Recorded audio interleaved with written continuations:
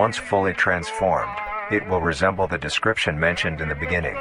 Its hunting style changes and becomes much more complicated. It now stalks and feeds only on humans. It will locate human-populated area and begin its search for an easy target. To blend in, it may use objects to conceal itself. These include clothing, mannequins, and furniture. Once a target has been found, the mimic will observe its prey and learn its routine and when it is most vulnerable. This is typically when the human is asleep at night. Once the prey is within position, the mimic will advance silently until it is close enough. The mimic will then execute and immediately begin consumption. Once the mimic has had its fill, it will leave the scene, a fair distance away from the human population, and begin to digest its meal. Although, in the case that a human is awake, a mimic will use a variety of sounds to either lure or startle prey into cornering themselves. Once a human is in place, it will swiftly attack and kill the helpless target.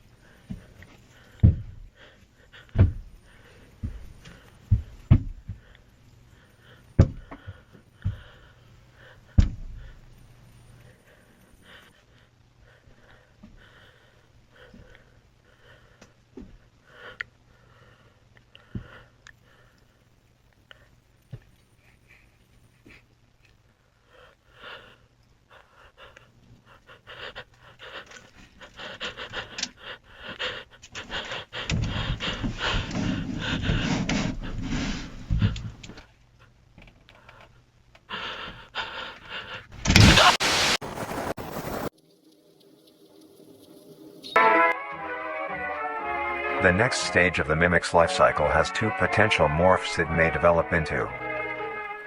If a mimic has a consistent supply of food, it will develop more human-like features. It will grow skin, hair, and by the end will look nearly identical to a human being. It now can blend entirely into civilization, and lure other humans more effectively. The second type of morph happens when a mimic receives an overabundance of food. It will grow into a larger, more evolved hunter. Its proportions will increase in length, and its humanoid features will fade away. It grows a thick, dark coating of a flexible skin, which is highly durable, and increases in strength the more the elder mimic consumes. This excludes the face, which is now coated in a pale pink skin. The mimic's teeth have also moved deeper into the mimic's throat, leaving its mouth a toothless grin. It uses the dark hue of its skin to hide seamlessly within a dark environment. Its skills have also been heightened. This makes an elder mimic one of the most efficient predators on the planet. Because of the obvious threat this poses on humanity, nations around the world have released instructions on how to be able to fend for yourself in a mimic encounter. Here are the instructions. 1. Avoid going out alone if your location is known to have mimics, or there have been mimic sightings. 2.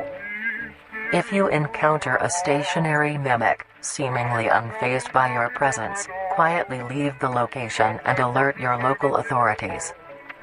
3. If pursued by a mimic, get yourself into a position where you are able to flee. Mimics will rarely attack if a person has a clear escape route. 4. In the event that you have been cornered by a mimic, roll into the fetal position, protecting your neck, face, and vital organs from attack. Make as much noise as you can to alert any other people. 5. If you have a weapon, do not use it. A mimic is fairly resilient, and any strikes or shots on a mimic is not effective enough to bring it down in time. Instead, use it as a barrier between you and the mimic to block any attacks. 6. In a situation where a mimic is hunting in the immediate area, and is not aware of your position, hide somewhere low, like under a bed or behind other furniture.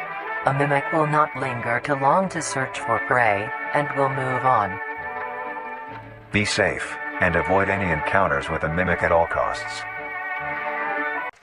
Although it is a spectacular creature, it is also very dangerous.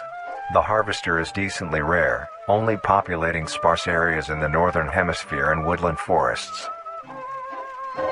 If you are stung by a harvester, there will be no way of helping you, being that there is no cure, and fatality is 100% positive. The best thing you can do is avoid encountering a harvester in the first place.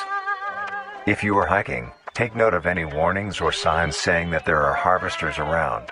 If you also notice an abundance of lush, ground-dwelling plants in a forested area, and there are no signs of wildlife, this is suspicious and you should leave the area, staying close to the base of large trees or rocks.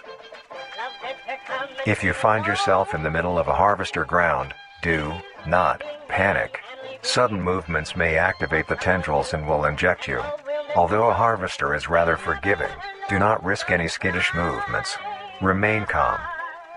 If you have any objects with considerable heft, like coats, backpacks, or full water bottles, gently take that object and lightly toss it towards the bulb, and away from your escape route. This will activate the spines on where the object lands, distracting the bulb for a moment. You will then slowly begin to do wide shuffles away from the bulb. If possible, throw another object when you are certain you are a fair enough distance away, just to be safe. Continue until you are completely sure you are out of harm's way. You may come out unscathed, but don't be too obnoxious, or you will be a harvester's next meal. The spores released by a host is very dangerous when inhaled. A host will release a cloud of spores into the air, which will be picked up by wind and carried great distances. If an organism inhales the spores, the particles will find their way into the organism's brain and infect them. An infected organism will show no symptoms of infection right away, but a couple hours after infection the infected organism's behavior and thought process will change. The first symptoms that appear are restlessness, sluggish movement, numbness of joints, and lack of coordination. Then more serious symptoms appear over time. These include dizziness, migraines, impaired speech, and trembles. If you, or someone you know show these symptoms, contact poison control or emergency services. After a total of 6 to 7 hours after infection, the organism will cease all activities they were previously doing and begin to walk. The direction the infected will walk is towards the host whose spores have been inhaled by the infected individual. If the infected makes their way to the host, they will kneel down in front of it, expose their vital organs, and the host will promptly gut and remove those organs. The host will consume them and discard the leftover scraps. However, if an infected organism doesn't reach the host within a 36-hour span or is treated for their infection, the effects will wear off and return back to normal. If a host is unable to find prey or doesn't like its current location, it will unroot itself and move to a new location. Their scarce numbers and the hazard of being around one makes getting info about the host very daunting. All you need to currently know is that the host is extremely dangerous and should be avoided at all costs. What the monoliths do is simply stand and do nothing. The only activity documented that the monoliths have done was in during this period, they were extremely aggressive. When the group of were making their way to the city, the monolith that they had passes roared a deep bellow and swung its appendages at the team, completely wiping them out. When military vehicles were dispatched, once they got close enough to top the monolith, it roared another call, this time releasing an EMP blast, completely knocking the vehicles out in the vicinity. Finally, long-distance rockets were fired and struck the creature.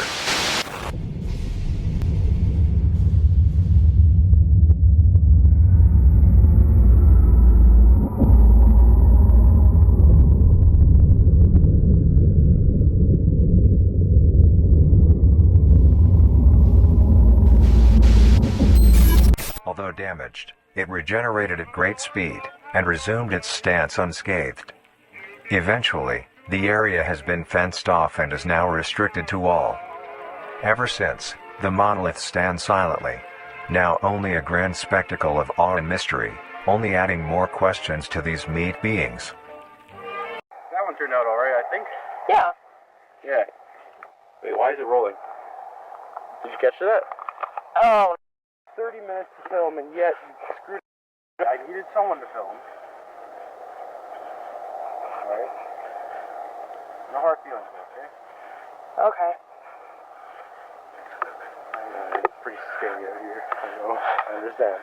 Yeah, because, like, back there was the perfect time for a serial killer to just jump out and grab us, you know? Cut it out. It's scary enough as is. Chris?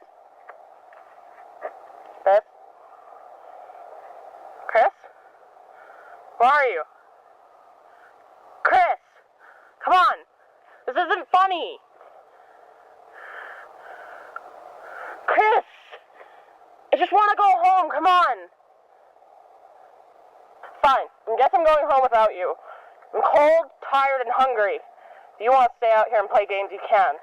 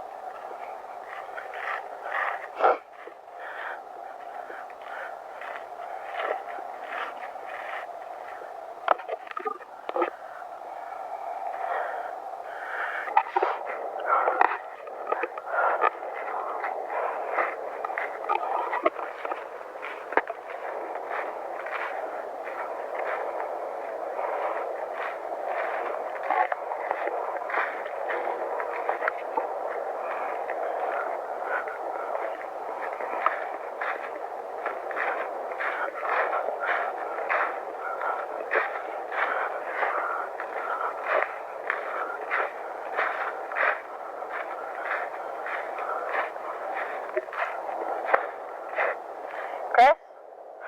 What are you doing? Because this isn't funny.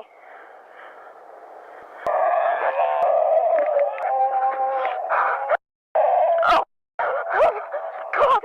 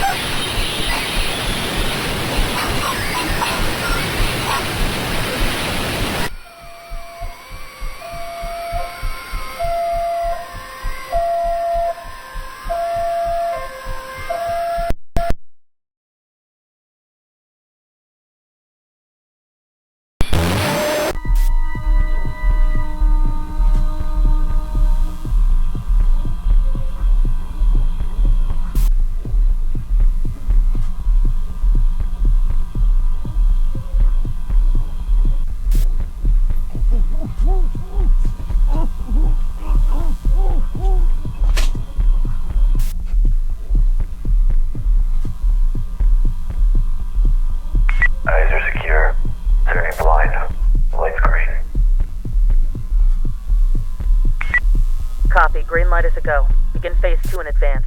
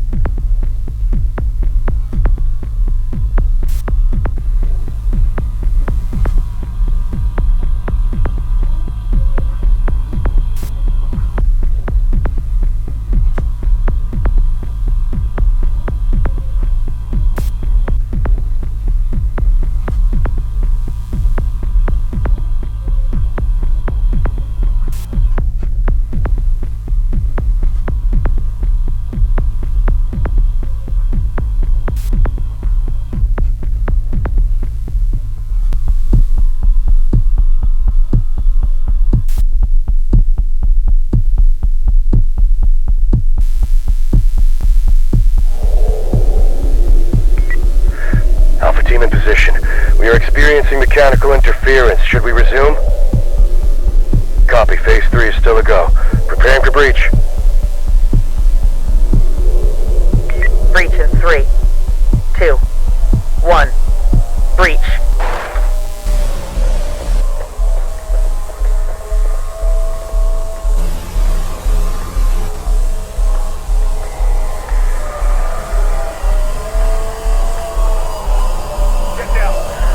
Get down! Put your hands up! Put your hands up! I said get down! Get down! Put down your weapon! Get down! Put down your weapon! Put your hands up! Get down! I said get down!